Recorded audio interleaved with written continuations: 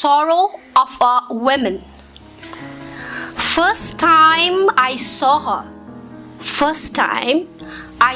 her, running down with gay abandon the narrow and squalid alleys of Kopilmoni of Dhaka in Bangladesh.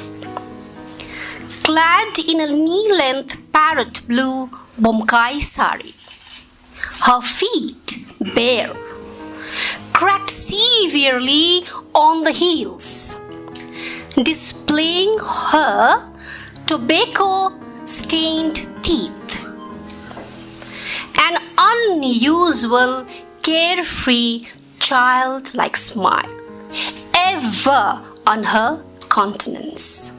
Her frizzy hair graying slightly on the sides in complete disarray, with a stout stick always in her hand, spanking everyone who comes across her way, young and older, poor and rich, layman and statesman alike, confiscating money from their pockets.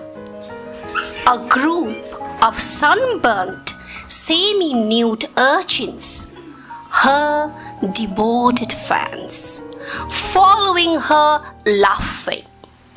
She is Masi Gurudasi Mondal, informs Raman, our host, to a group gathered to watch documentary films at Rachna in Gangtok. As the film rolls on, we see more of Masi in all her eccentricity.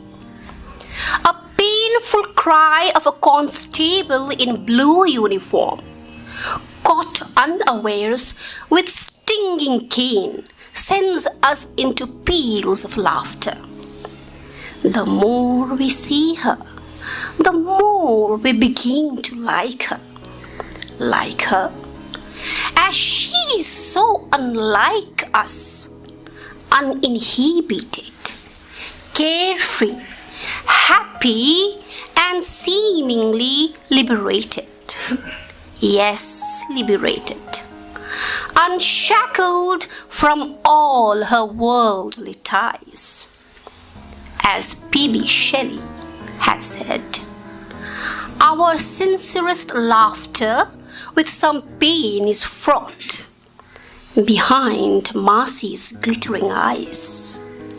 Her carefree laughter, we perceive sorrow, deep sorrow, sorrow of a woman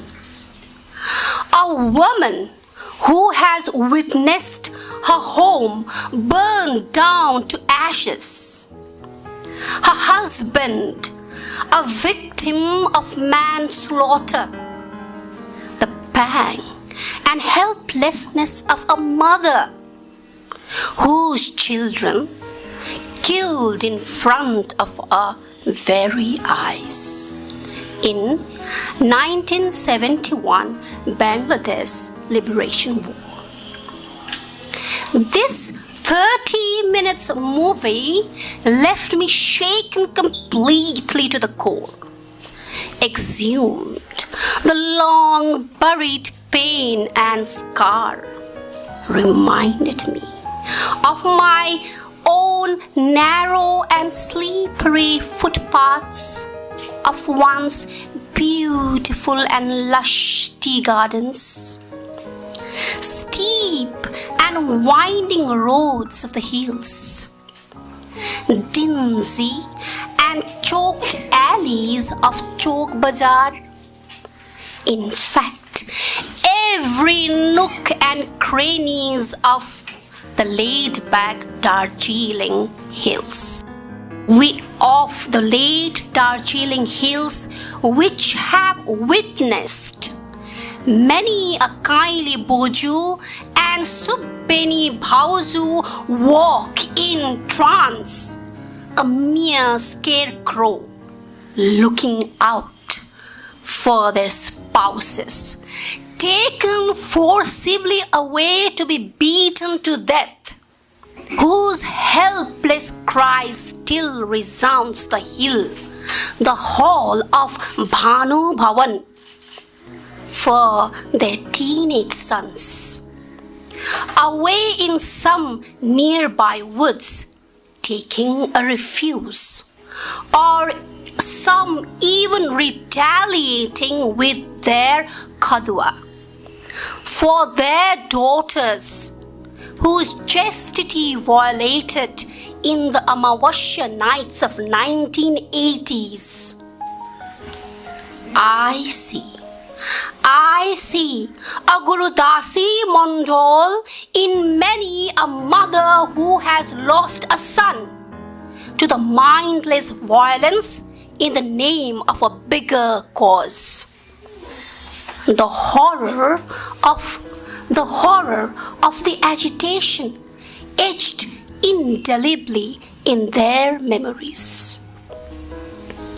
A scar that will never heal. These mothers have hung on to life. A scar that will never heal. These mothers have hung on to life, some barely clinging to sanity. But a few have lost.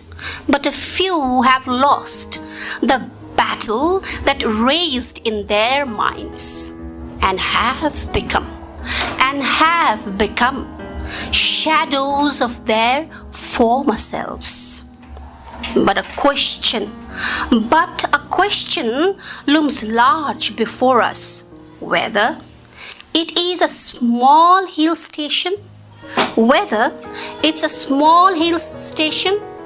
or a hill town, or a city, or a country.